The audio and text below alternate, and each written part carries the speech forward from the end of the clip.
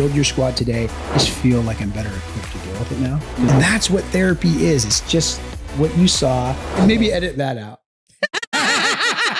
Or leave it in.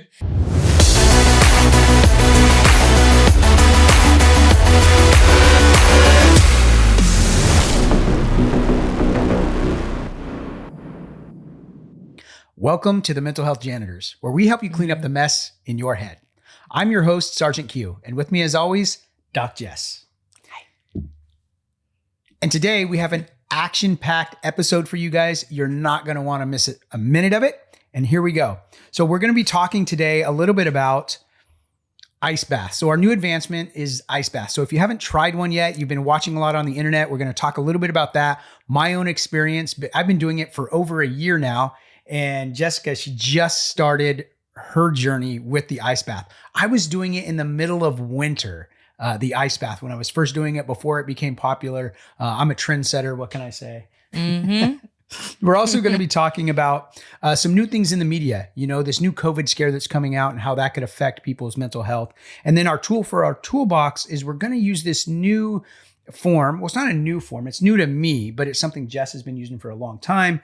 And it's the what could happen versus what will happen. And so it's a form that we can fill out and work through this process of thinking together. And so Jess is going to put me through that. All right, so let's talk about these ice baths. So like I was saying, I've been doing it for a long time.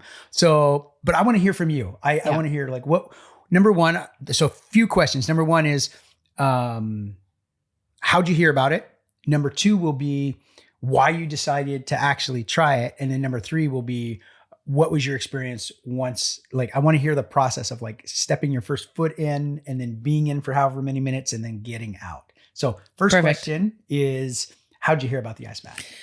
Well, like you, I'm a trendsetter. No, I played rugby in high school, actually, a long, long time ago. And I played soccer for many, many years as well. And so a lot of ankle injuries. So I did a lot of ice buckets with my ankle. And then playing rugby, if you go to a rugby tournament, 2 rugby games in one day is way different than 2 soccer games in a day. Okay. So our coaches would make us on tournaments do ice baths, full submerged ice baths at those tournaments. And so that's when I learned how productive they can be and helpful they can be for sports. And so as a high school soccer coach for a couple years, I also had my girls do ice baths now they have ice baths in every training room at most high schools.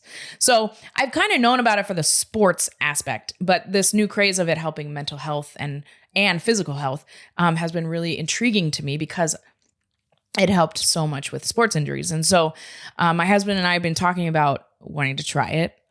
You and another guy got our pastor into it. He's been feeling benefits and I've been reading about it, seeing really good things about it, watching you walk through it this last year. And so my husband and I have been talking about giving it a try. And so it actually, we were just in the Caribbean side on Mexico, and we were in Playa del Carmen, and they had an Airbnb trip, $20, I think, for us to do an ice bath on the beach. And it was our anniversary morning. I was like, let's start our anniversary with our first official ice bath. I love it. So the really cool thing about this was, it wasn't just like fill up these ice buckets and go in and go. Like they helped you with the breath work, because if you're really, so we did the full submerge 30s. It was like 15 bags of ice with a little bit of water. Like it was very cold.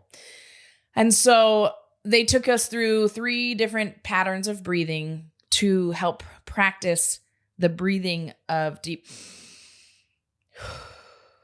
Sorry if that was too loud, but because when you get in the ice, your body is going to want to go, and that's not good for you. You tense up. It's not good for you. And so it was really cool learning how to control our breathing, because that's what got you through that first minute. And so with the research and the foundational way that this group did it, they've been doing it, I think, for 2 years now, thousands of ice baths. And with their research, they've scaled it down to 3.5 minutes, because in that cold of water, they've found that 90% of the benefits from it come in those first 2 minutes. And then there is some benefits afterwards, the longer you stay in that cold of water. But really the bulk of the benefits come in those first 2 minutes. So they talk you through what to expect. That first minute is like pain, plateau. And then it doesn't get any worse. And then it could, for some people, start to go down a little bit, right? So I'm fully aware of what I'm kind of about to experience, but I was actually like, I'm so competitive that that's what kept me in. Because when my husband sprained his ankle really bad, like a year ago, I tried to do an ice bucket for him. He couldn't do it. He's like, I can't do this. I was like, you're the toughest man I know. Literally the physically toughest man I know. You can't do an ice bucket with your ankle. It's like, how do you do this? And then I sprained my ankle like 3 months later, and I ice bucketed it all day, like 5 or 6 times. And he was like, I can't believe. So I was like, my husband's going first. And if he stays in, because I know how much of a wuss he is to this ice bath, I have to, right? So I think, and there was like 12 other people doing it. I was like, I can't be the only one to wuss out. And so that's what kept me, that's really what kept me submerged. So now I know I can do it for that competitive edge. But yeah, it was really interesting. The breath work was really cool. And so I have been doing a little research here and there about the benefits to it. So what I heard in that is that Billy's new nickname is Ice Bucket Billy. Ice Bucket Billy. Perfect. So you did it on the beach. That's got to be actually really cool. It was so cool. Because you're looking out, I'm sure, at the ocean and, the difference, the dichotomy of this warm tropical area, and then you're sitting in this ice bath. That had to be different. So you learned about it. That was your first experience. So tell me, as you were getting in, like you've had the experience of being in ice before, being submerged for that first minute. Let's talk about that. Like that first minute, walk me through that first minute of like putting your feet in and to fully submerge up to your neck. Like what was that first minute like for you? It was painful, right? And though I don't necessarily have a high pain tolerance, I would say, I can withstand quite a bit of pain, if that makes sense, especially my skin. Because I've been sunburnt so many times in my life, my skin is actually kind of tough. Billy is my kids and Billy are such wusses with their skin because they have dark skin and they get a little burn, like, oh my gosh, and I'm like crispy fried and I'm like, we're fine, just slap it away, so my skin is actually kind of tough, but this went so much deeper than my skin. And so the tingly pain of just, I can do this. My mind has got to be stronger right now than my body. I have got to be stronger than this pain, and breathe and breathe and breathe. Like that, it was that first minute. And then I have some really cool pictures they took of us that I'll send to Casey that he can show you guys, because I'm like, I think I'm like this. I think I was praying, honestly, the whole time. And Billy is looking like this. He looks really mad, but they're cool pictures. But it was just like, make this first minute. And it was true. Once you got to that minute, you're like, okay, I could do one more. Mm-hmm. And the second they said, okay, you can get out, it was like, thank you, Jesus. And you got to move around, you can't jump in the water right away. Like you got to naturally warm up a little bit. But as soon as they told me I could jump in the water, the 85-degree water, I did. Yeah. So that's awesome. I think that first minute it's where your brain or your body is screaming at your brain to get out, right? Like, what are you doing? This is a bad idea. Yeah. Because your body's wanting to preserve life, and you're having to override that trauma response, that amygdala hijack of get out, preserve life, because your body's literally shutting down. You're dying when you're in that cold of water, because you stay in it too long, you're going to get hypothermia, you'll die. So that small little part of your brain is wanting to preserve life and get you out because of what the skin is telling it. But you, on the conscious level, have to override that and stay in. And so you're having this internal battle inside of yourself to stay in and have the willpower to do it. I remember when I first started doing it, it was like I said, I did it all throughout the winter just to try and see if I could do it. And I did it all throughout the winter. And then by the time I got to summer, it was so much easier to get in because I wasn't already cold getting in and out of the water, because it was comfortable. The weather was comfortable. And then I was able to get in and then get back out and be comfortable. But like you said, you don't want to warm up too fast. You don't want to take a warm shower or anything like that. You have to naturally warm up. And so what I found was that for me, a lot of people do it in the morning. I like to do it in the evening before I go to bed. And so it takes me a lot longer to warm up at night under the covers, but then I sleep so much better. Really? So much better for me. And so heat is a real big trigger for me. So if I get overheated, like there's been times where I've been working out in the yard and I start to feel this like tingling in the back of my neck and I'm like, oh, I'm about to have a panic attack. I will just throw my strip off and jump right into that cold plunge because mine is always going. I've got an automatic one. It's got a chiller, so it's always cold. And I'll just get in that and it'll eliminate that anxiety that I start to feel. It's been one of the coolest things for me. My brain kind of just goes 100 miles an hour. It's just the way I'm wired. I'm always thinking about something new. How do I develop this? How do I scale this? How do I problem solve? And so it's hard for me to just get my brain to quiet down. So when I'm in the cold plunge, that's really the only time in my life where I can just be singularly focused. Like all that noise just goes away and I'm just focused on my breathing and staying alive and staying in the tub. Now, 3 minutes, like you were saying, is like what you're supposed to do. That's the ideal. 3 minutes in the tub. There's scientific research behind the 3 minutes. But for me, I have to stay in longer. I stay in for the max of what you're supposed to, which is 15 minutes. You're not supposed to stay in longer than that because it can actually do some damage to your body. But I stay in all the way to that. And how I do it is just 1 minute at a time. So I've got a timer up there and I'll get to the 3 minutes. I'm like, I can do one more minute.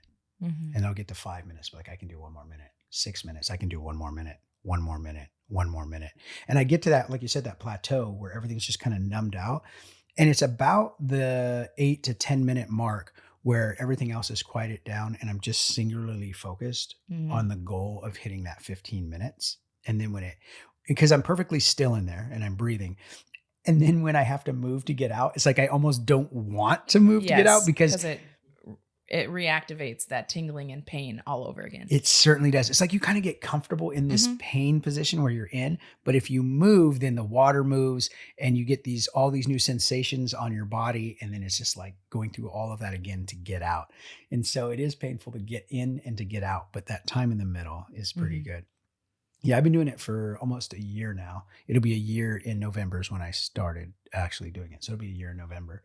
And it's one of the coolest things I've done. My wife does it now as well. And I've gotten some of my family members to try it. They don't do it on a regular basis, but Pastor Matt, he does it now and he absolutely loves it. So he'll come into church on Sunday and the first thing he does is puts his cold hands on my neck and let me know that he was in the ice bath that morning. So if you saw him Sunday, he was so hyped up because he had just gotten out of the ice bath and he was just like, and he wears a beanie. Pumped. Yep. And he came up to me and was like, feel my stomach. Made me feel his stomach. It was still cold. I was like, oh, wow. You are. And maybe cold. Edit that out. Or leave it in. Pastor Crystal was right there.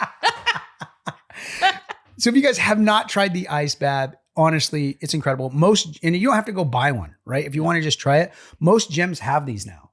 So my brother-in-law, he was telling me about it. They have, at the gym he goes to, they have the ice bath. And I've talked to a couple other people that they're starting to put these ice baths in their gym. So you can find them there, try them there. If you've got a friend, try it before you buy it, right? Because it might not be for you. You may invest a bunch of money and not like it. When I first tried my ice bath, it was in winter, so I didn't really have to worry about keeping it too cold. I just had to like chip off the ice in the morning, so it was ready in the evening.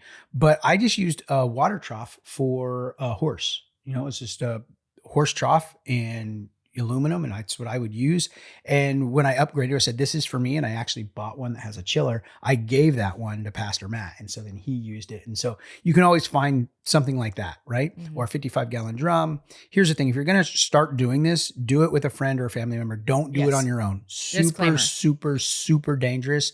especially in the beginning if you're doing it by yourself. Because if something happens in there, you start having a medical condition inside the ice bath, you want somebody there that can rescue you out because your body's literally shutting down. Okay.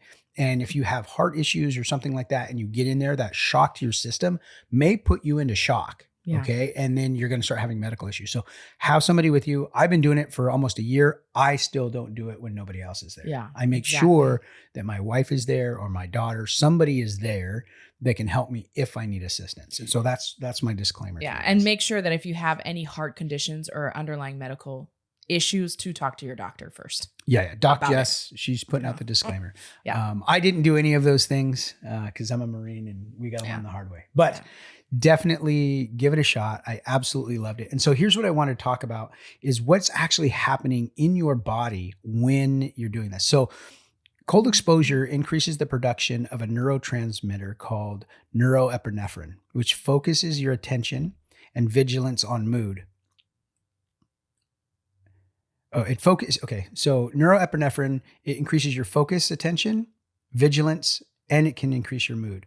As a result, cold therapy can produce a feeling of calm, happiness, and well-being, which can support the mitigation of a mental health crisis, depression, and anxiety. So that's why I first started doing the cold plunge. It actually had nothing to do with the physical side of it. It was all the mental health benefits that I was reading about. That's why I wanted to try it, because I was still struggling with some mental health from time to time. And so I wanted to find something that I could do. And this worked out great for me. Now, there's some great physical benefits too. Like all the inflammation in my body is gone. So all the soreness from old injuries or inflammation from my time in the Marine Corps, all of that is minimized as well because of that.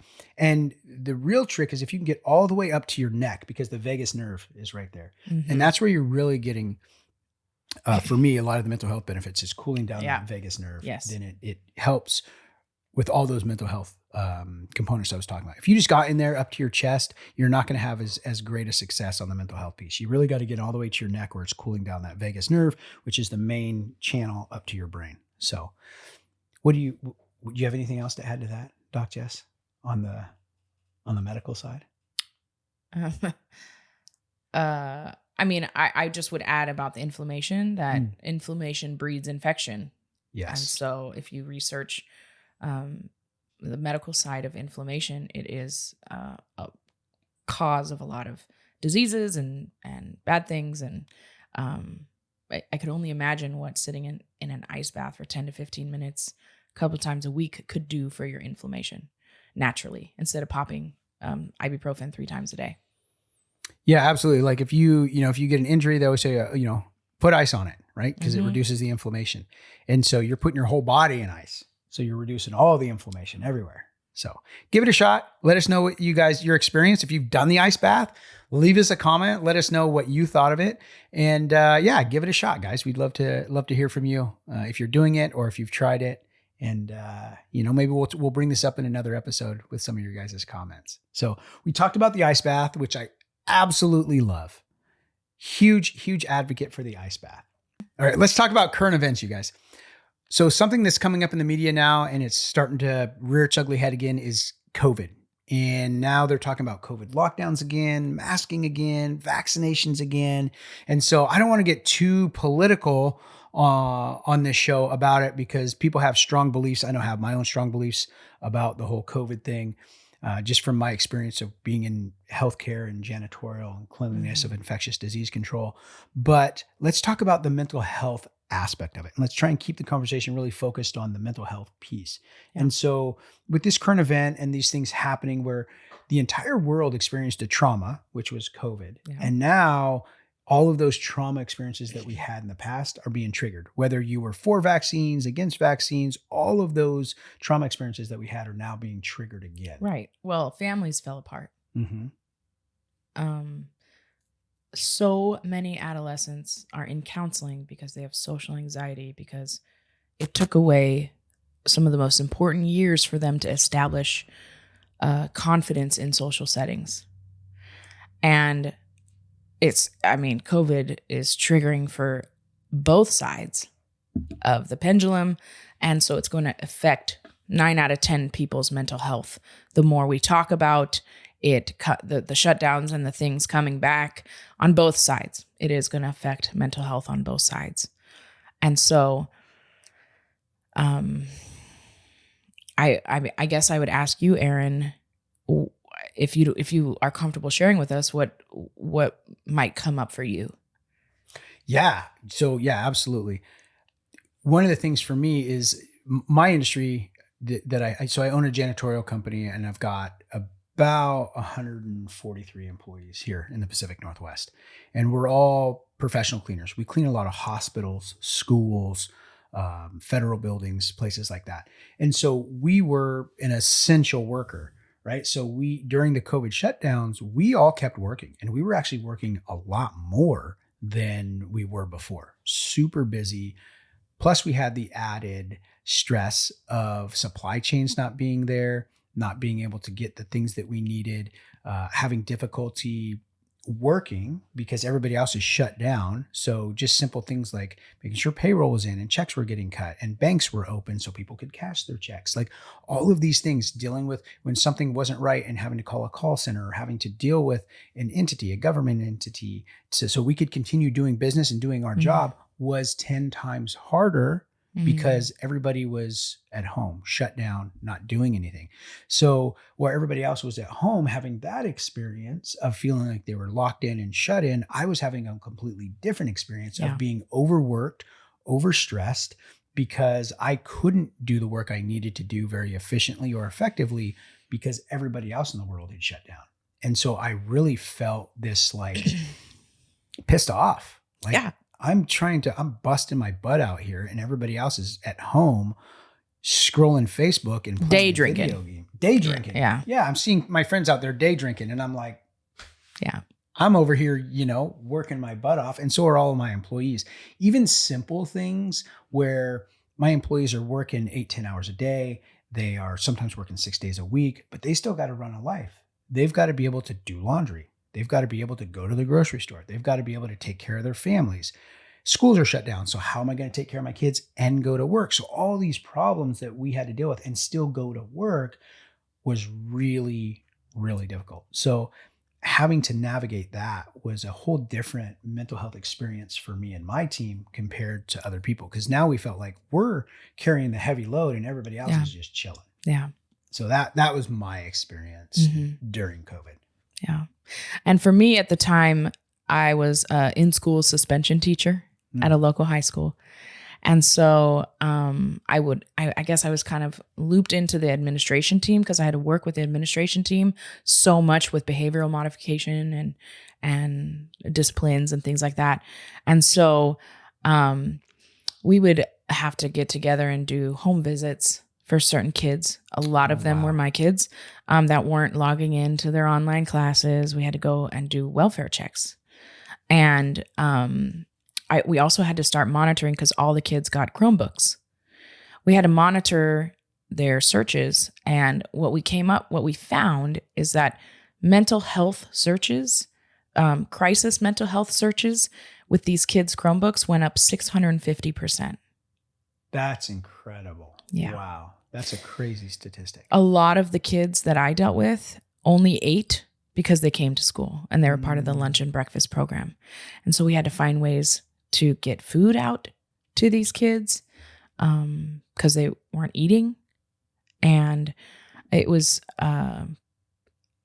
it was pretty hard on administration because teachers said, well, I'm not coming. Nobody else has to come. And then office staff had to come, but they didn't want to come because everybody else got to work from home. And it just created so much chaos for everybody. One of the other things that, as you're saying that I've looked at some of the research and it has been widely publicized, but when you think about it, it just makes sense. So think of all these kids that are out there that are experiencing abuse at home. Whether it's sexual abuse, physical abuse, emotional abuse, verbal abuse, that they experience that from somebody in their family unit. Yeah. That's what they're experiencing. And when they go to school or they play sports, that's their freedom. That's their ability to get away from that abuser. Plus the abuser is usually at work And so they have a limited interaction with the abuser at home. But now they're locked in with this abuser 24/7. And everybody's struggling with mental health, which just exacerbates whatever abuse they were experiencing. It's now more frequent, it's more intense. And so that's another thing that we've seen is that these kids who were being subjected to abuse at home, now that is happening at a much more frequent and a much more intense basis as well. Yeah.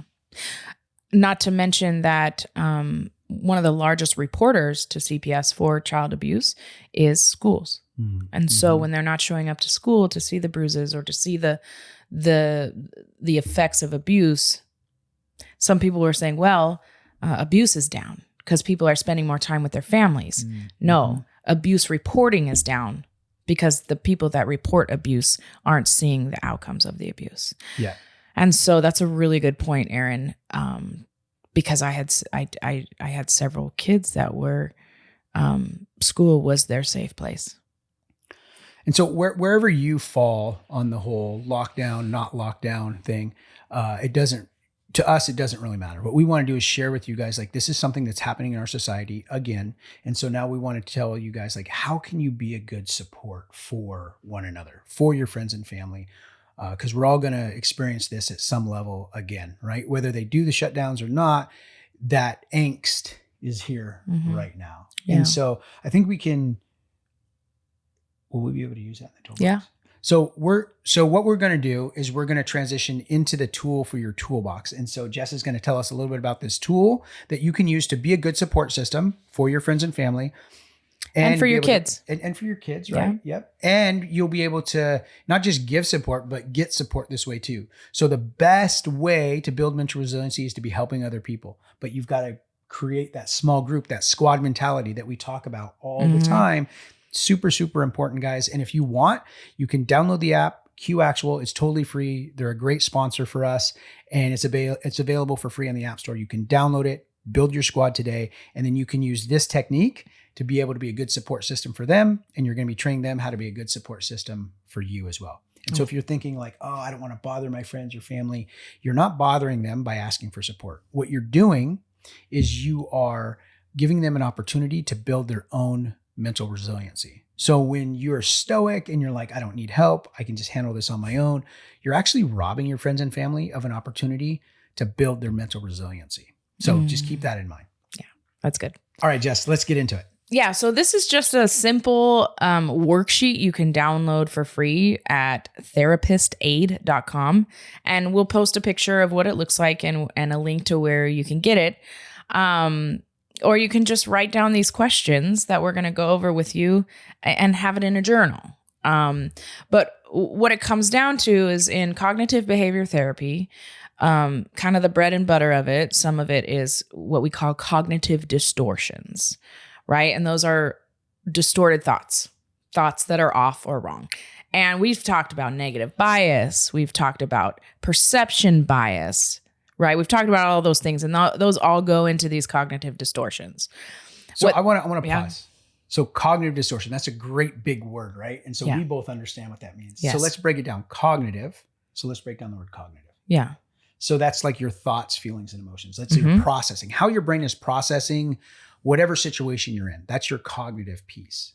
And then the second part is the distortion. Yeah. So it means that what you're seeing is distorted. How you're perceiving it could be distorted. So what you're seeing, it may seem like reality to you, but that might not be the actual thing that's happening. Yeah. It's how your brain and your past experiences are distorting the perception of what you're seeing right now. So that's the cognitive distortion that we're talking about. Because I know some of you guys are probably like, what does that mean? That went right over my head. Yeah. And so I wanted to break that term down for you guys. Cognitive is just your thought process, how you're thinking and perceiving what's in front of you, the situation. And the distortion is happening because of your past experience, maybe your past trauma, your past life experience is causing a distortion of whatever that reality that's happening in that moment. How you were taught to view life. That's right. And we went into a lot of detail with these cognitive distortions, I think in the second or third episode. Yes. So feel free to go back and learn more about those because they are a really good tool to have. Just like we say, knowing is half the battle. That's right. So when you read these cognitive distortions, you're like, Oh, that's me. Oh, that's me. Oh, wow, that's me too. And you can start looking for them a little bit more in your life. Absolutely. So sorry, I didn't mean to break your train of thought. I was Perfect. just like, okay, No, let's not at all. help people understand exactly what that was. Yeah. So what could happen versus what will happen is what this tool is called. And it's when you are worried about something, it's easy to imagine the worst thing that could happen. Mm-hmm. In reality, these may never come true. What could happen isn't the same as what will happen. Right. And so this is like all or nothing thinking or drastic thinking, always seeing the worst in things. A lot of us do that. Speaking in absolutes, yes, this always happens to me. I never get promoted, right? Right. And it's a very, very common symptom or side effect to PTSD. Mm-hmm. So thinking of a nurse that I know who really struggles with the catastrophizing is what we call this specific cognitive distortion.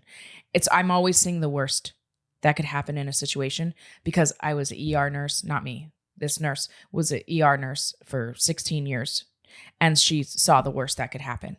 So riding a bike, oh my gosh, you could fall and get in a coma and die. Yes, you can. An ear infection. Oh, take your kids right in because an ear infection can kill. Yes, it can. But like, it's because you're seeing the worst in everything in your environment. So you start seeing the world through the lens of the worst. And it's just very normal and common. Okay. So getting into the tool, pretty simple. There are 4 or 5 questions. And the first one is, what is something that you're worried about? And it is important to put pen to paper or to verbally talk about it with somebody. So what is something that you're worried about? And then you write it down. The next step is thinking about what will happen instead of what could happen can help you worry less. Okay. So whenever you start to worry, ask yourself and answer these next questions. So the first question is, what are some clues that your worry will not come true? So we're going to start picking apart this worry and trying to hone in on the evidence of the reality of it, okay? And we're just going to start picking apart the evidence for it. So what are some clues that you worry will not come true? And then the next question is, if your worry does not come true, what will probably happen instead? And then moving on to if your worry does come true, how will you handle it? And will you eventually be okay? Right? So we're starting to process through just the steps of if it does happen as well. And then finally, after answering these questions, how has your worry changed? And being able to articulate. This is not something that happens and helps overnight. This is a tool to practice over and over and over again. And in 3 months, one thing that worries you a lot will diminish a little bit if you practice this repetitively. And that's right. So don't think like, oh, in an emergency, I'll be able to break out this piece of paper and go through this process. You're not, no. Right? The time to put on your seatbelt is not as you're getting into a fender bender, right? You put that on every time you get in the car. And so I tell people the same thing. That's why it's like in our technology, we call this process the AGE process, where we ask questions, give hope, and execute plan. So that's how we're a good support system is we ask questions of our friends and family. We give them statements that inspire hope because hope is the number one catalyst for survival. And then we execute plan. But what is the plan? Well, that's what this is. This is the plan is that you're working with your friends and family. You've gone through these exercises. So now when you need it, it just comes automatically. Yeah. You're not having to think about what you need to do. It's just going to come automatically. Yeah, that's good. All right. So we're going to take a quick little break. And I'm going to get prepared for this next session where Doc Jess is going to put me through this exercise. And you guys get to see what it's like. They love putting me through this. I don't enjoy it so much, but I think it really is beneficial for you guys. The reason that we do it this way is because we want you guys to get exposed to these tiny little bits of therapy that could happen in a therapy session. So it takes that fear and anxiety away from what does therapy look like. So we're giving you little bits and pieces of what a therapy session could look like to take some of that fear and apprehension away from actually going and seeking help and getting treatment. So my pain is for your perfection. Okay. So here we go. All right. So we're going to move on into our practical counseling session here. And we are going to disclaimer that this could be a real problem we're talking about, could be a fake problem. So we'll leave that up to you guys to decide. So welcome again. It's nice to meet with you again, Aaron. It's great to be here. Great to be here. Let's talk a little bit today about some of your worries, because one thing that you have a pattern of doing is what we call catastrophizing, and which is very normal for those of us with PTSD. And I would like to introduce this tool for you that has really helped my other clients with PTSD. Just kind of investigate kind of where they're at with their worry. And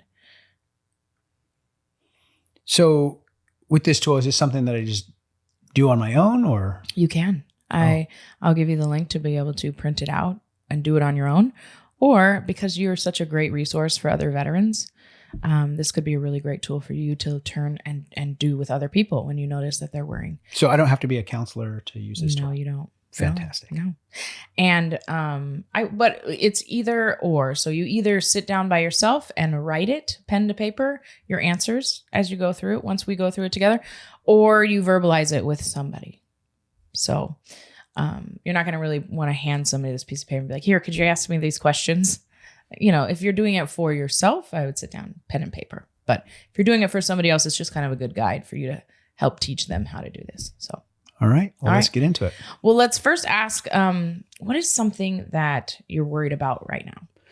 You know, something that came up is these whole COVID lockdowns again. Mm-hmm. Like, it was really tough on me and my business and my employees. And so going through that again just seems incredibly overwhelming. Yeah.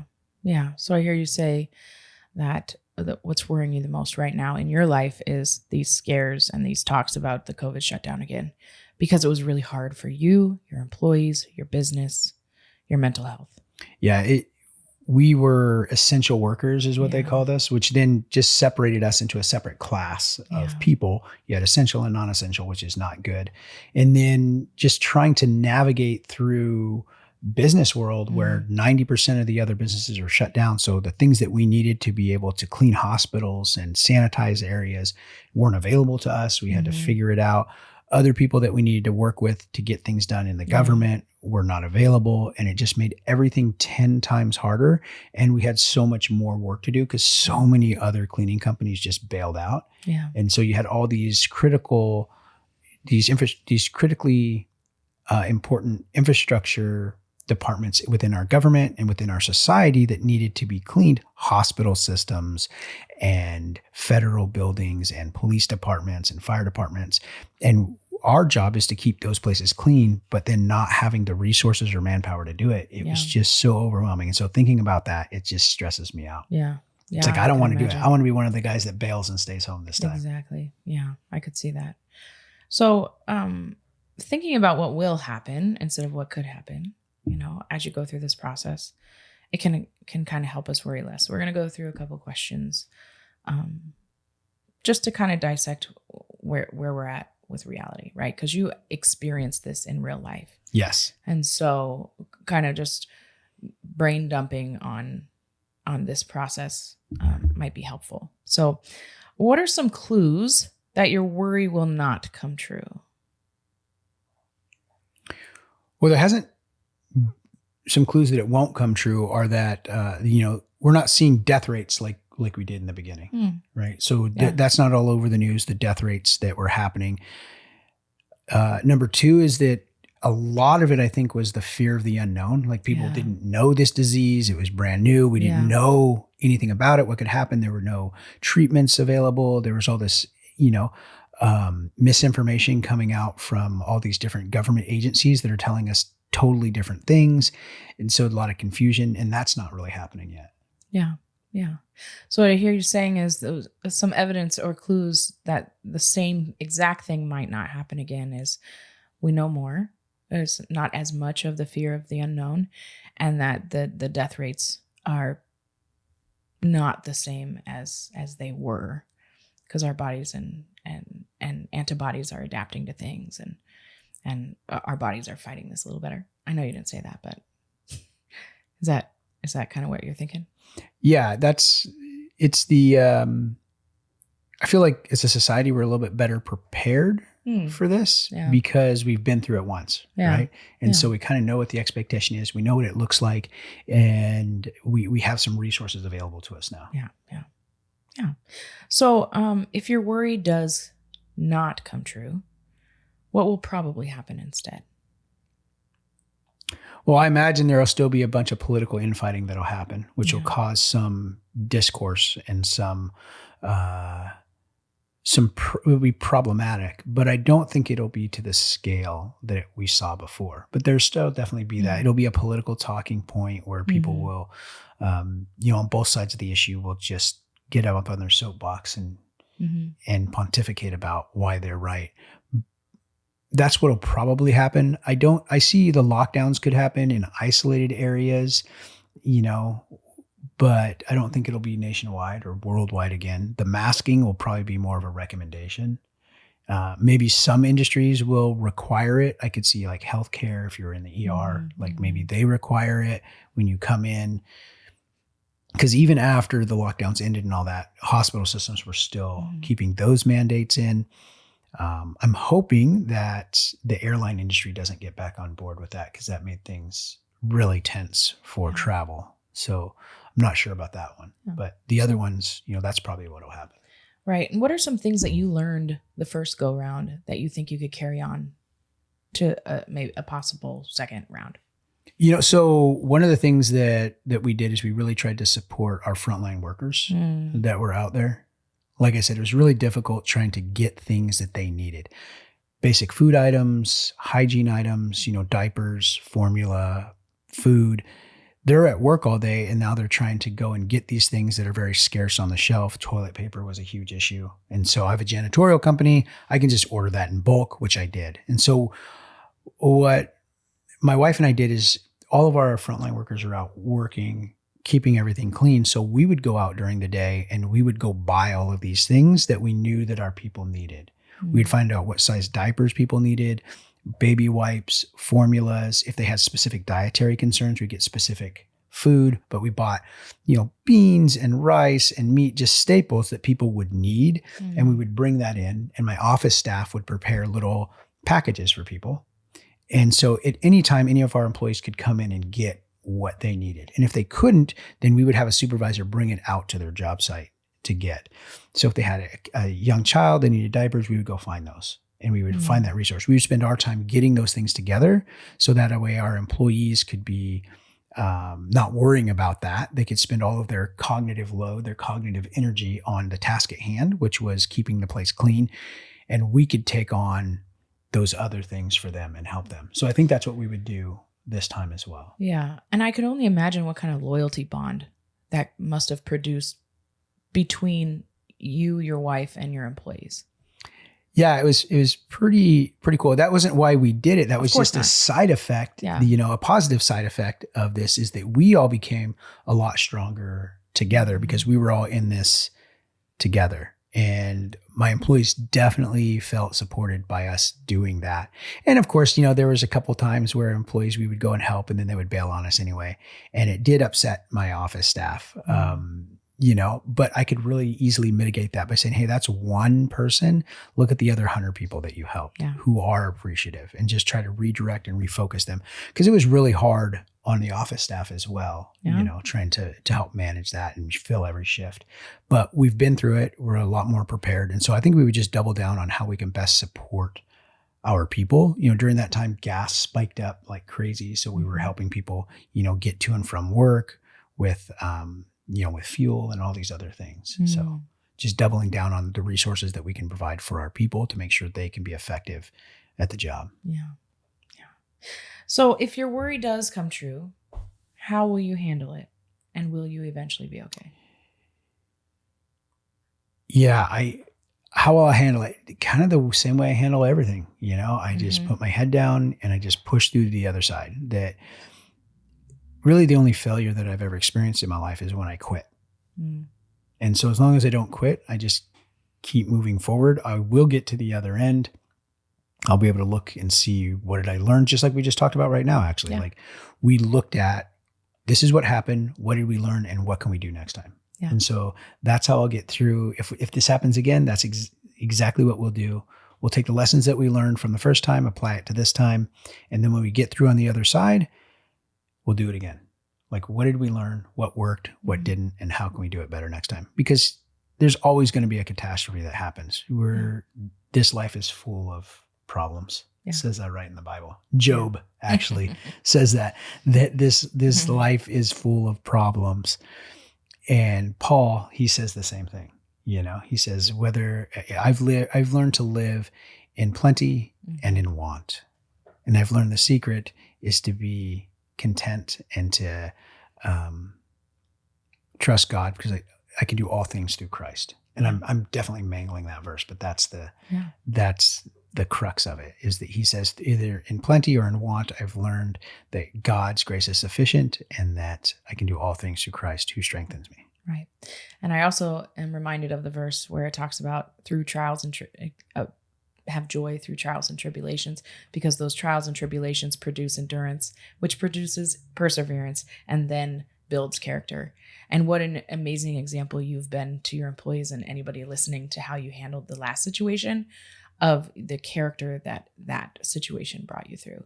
And if it happens again, we know that you will persevere, endure, and build character even more. Yeah, that's a great verse. I love that verse. It's from the book of James. It says, Count it all joy, brothers, when you fall into various trials, James 1. Because the testing of your faith produces perseverance, and perseverance perfected is your faith. Yeah. It's great. After answering these questions with me, do you feel like your worry has changed at all? I feel like it's there, but it's still there. I don't think that it's diminished. I just feel like I'm better equipped to deal with it now because I've gained some perspective. At first, it was like right here and I had no perspective. It was overwhelming. And now I feel like it's out here where it's the same size, it's the same problem, it's the same issue, but I have a better perspective of it now. And it doesn't seem so overwhelming because I've distanced myself from it a little bit and had better perspective on it. And I like to say, really, worry or anxiety is a distant cousin of fear. And so do you feel like your fear of the unknown, if it comes again, has changed? Yeah, because I feel like I'm better prepared because it's not unknown anymore, right? It's like, okay, I know this. And even if it isn't exactly like it was before, I still know enough to be better prepared and be able to pivot and change. You know, if another pandemic or another, crisis happens that affects us globally, I feel better prepared because I've been through this one. Yeah. Well, thank you so much for sharing that with me today, Aaron. And I hope that you can take this resource and use it as worries show up in your life. Absolutely. All right. Well, here we are. Another therapy session with Doc Jess. I don't know, maybe it's just me. I don't know if you guys notice this, but I feel like her whole demeanor, her whole tone of voice, her whole countenance changes when we go into this session. Like you straight go into therapy mode. Like the way we communicate, everything that you're saying, it's very thoughtful. It's very direct. It's very clear and concise. Like you become this whole other mode. It's kind of like when Optimus Prime changes from the truck to the robot. Like it's the same thing, right? Same Why are you laughing, robot, Casey? but it's just totally different, right? The way that we interact, the way that we talk, it's fantastic. It just speaks credit to who you are as a counselor and the great work that you do, because you go right into that mode and you just become this therapist. And that's what therapy is. It's just what you saw with Doc Jess right there. That's how your therapist is going to interact with you. And so most. I'm just most, right? But I'm just recognizing this right now. We've been doing this 10 sessions now. Yep. And I'm like, wow, like everything about Jess just changes when we go into this component of all the joking and banter, all that stuff is gone. And it's just, we're getting down to business. She's getting to the root of the problem. She's systematically going through all of our training to be able to help me navigate through this issue. And that's what a good therapist does, is You're a great example. You've only been doing this a year, right? How long have you been being a licensed counselor? Been November, I think, will be a year. I started seeing clients December. So not even a year yet. So if she's this good in a year, I can only imagine what she's going to be like when she's got a decade of this under her belt. So great job, Doc Jess. Thank you. It's exciting to be here at the beginning and you're this good. God really has given you a gift for this. So it's incredible to watch. Thank you. Well, that's it for us at the Mental Health Janitors, where we hope to educate, empower, and encourage you on your mental health journey. I'm Sergeant Q. I'm Doc Jess. And we're out.